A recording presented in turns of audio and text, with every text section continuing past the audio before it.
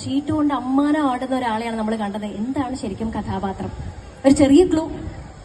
അല്ല, എന്തായാലും 16-ാം തീയതി പടം ഇറങ്ങാൻ പോകുന്നല്ലോ. അത് കണ്ടു പറയുന്നത് കാരണം അതിലെല്ലാ എന്താ പറയാ പടത്തിലെ എല്ലാ മുഹൂർത്തങ്ങളും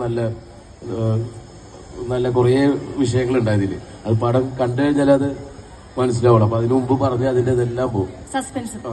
അതുകൊണ്ട് പിന്നെ അതിൽ പറയുന്നുണ്ട് എല്ലാ ദിവസവും ചീട്ടുകളി, കള്ളുകൂടി.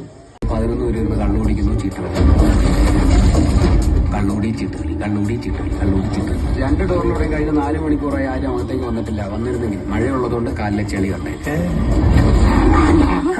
മഴ നിങ്ങൾ ചീട്ടുകളിക്കിടെ അസാധാരണമായിട്ട് എന്തെങ്കിലും ശ്രദ്ധിച്ചിരുന്നു? അടിയിൽ ട്രൗസർ ഇട്ടുണ്ടായിരുന്നു. സാധാരണ അയാൾ അടിയിലൊന്നും ഇടാറില്ല. അതല്ലോ ആത്മഹത്യൊന്നും ചെയ്യുന്നില്ല. കൊലപാതകവും. ഇത്ര സുന്ദരിയായിട്ടുള്ള മരുന്ന് തന്നെ എങ്ങനെയാ പ്രേമിച്ചത്? പണ്ടത്തെ ആൾക്കാർ പറയില്ല പ്രേമത്തില് കണ്ണുമൂക്കൊന്നുമില്ല. ഇത് അതീപ്പെടുന്ന ഒന്നാമത്. നീ എന്റെ ഭാര്യ നോക്കണം. അവസാനം ഷാപ്പിന്റെ മുതലാളിയെ തന്നെ ഷാപ്പിന്റെ ഒപ്പം നടക്ക് പാരച്ചൂട്ട് ഇറക്കിയെങ്കിൽ നിങ്ങളിൽ ഒരാളായിരിക്കെങ്കില്ല. അല്ല, എന്തിനിപ്പോ ബാബു പാരച്ചൂട്ടിലിറങ്ങി? സാറിന് മനസ്സിലായി എന്നൊരു കാര്യമില്ലേ, ആരോടും പറയാത്ത രഹസ്യം.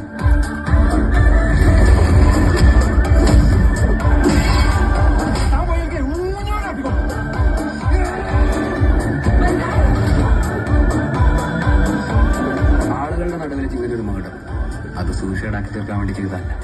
ഇത്രയും കോംപ്ലിക്കേറ്റഡ് ആയിട്ടുള്ള മർഡർ എനിക്ക് ചെയ്യാൻ പറ്റും, ആർക്കും എന്നെ പിടിക്കാൻ കഴിയില്ല എന്നൊരു നാർസിസിസ്റ്റിന്റെ വെല്ലുവിളിയാണ്. ഹോളിവുഡ് കൂടുണ്ടല്ലോ.